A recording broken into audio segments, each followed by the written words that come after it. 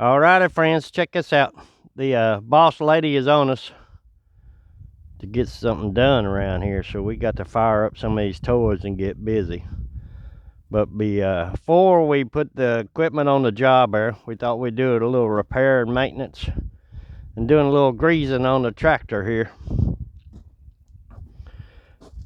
Today's video is going to be some slick tricks of how to make the greasing go a little bit better, and a couple of things to look for while you're doing it there.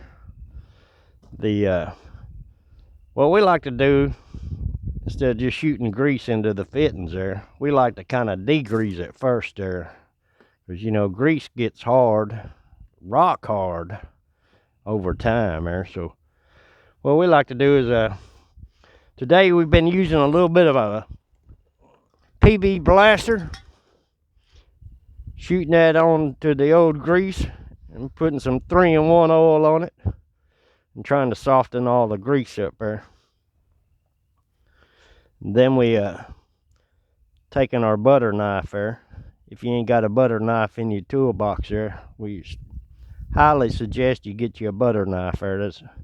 I learned that trick from my wife there. She's always like, "Get me a butter knife, get me a butter knife."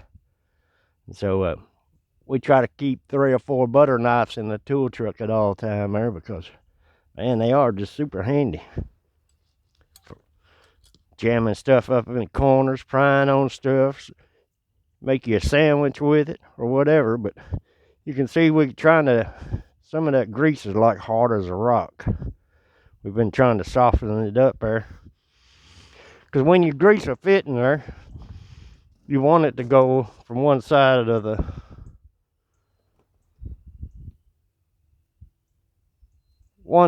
bushing to the other there, around the top, on the bottom. The purpose of the grease is so your parts don't wear as bad as they would without grease there. Any metal to metal part is a wearable part. You'll have to replace it over time, but if you keep it well greased, it should last a good 50 or 60 years. That old dozer's got some stuff on it there, still rolling for 50 years. So the next man had to replace the fitting instead of me. All I gotta do is shoot a little grease in it. What we do is try to soften up the old grease, and that way it accepts the new grease all around the fittings there. Today, while we were out greasing, I looked at that bucket there and I thought, man, that bucket ain't hardly been greased. So if you got 2 or 3 different buckets there, it might be a good time to grease all of your buckets when you're greasing the machine to begin with.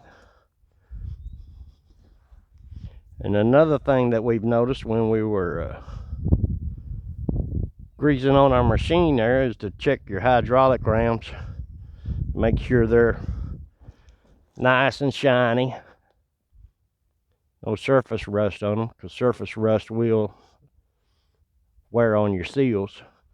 Keep them nice and clean and nice and shiny.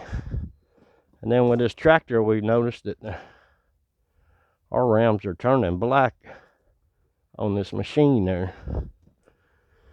So we're going to start keeping a good eye on that there, and see if we can't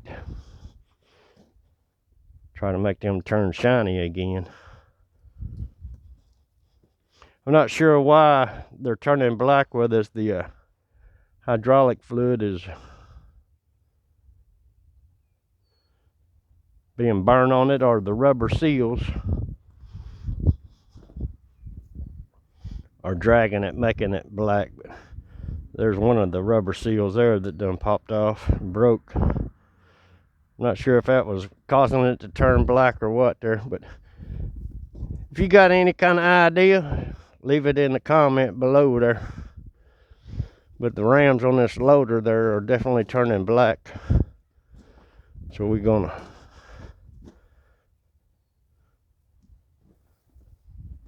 maybe put a little degreaser on it, maybe hit it with a Scotch Brite pad or so, See if we can't shine them up a little bit. The big fancy tools we're using for today are the PB Blaster 3-in-1 oil, fancy butter knife. We got some rubber gloves and some Scotch-Brite pads there, along with a little grease and a gun. So that's definitely our slick trick for today.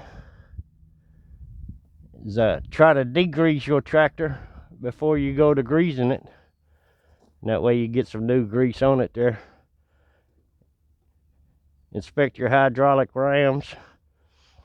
And if you do have more than one bucket, which we do, we got 3 or 4 of them there, it might be a good time to grease all of the buckets when you're greasing the machine there. So y'all, thanks for watching. Have a great day. And if you got any slick trick or a good idea that helps somebody out, be sure and leave them in the comments below. Y'all stay safe, and we'll see you on the other side.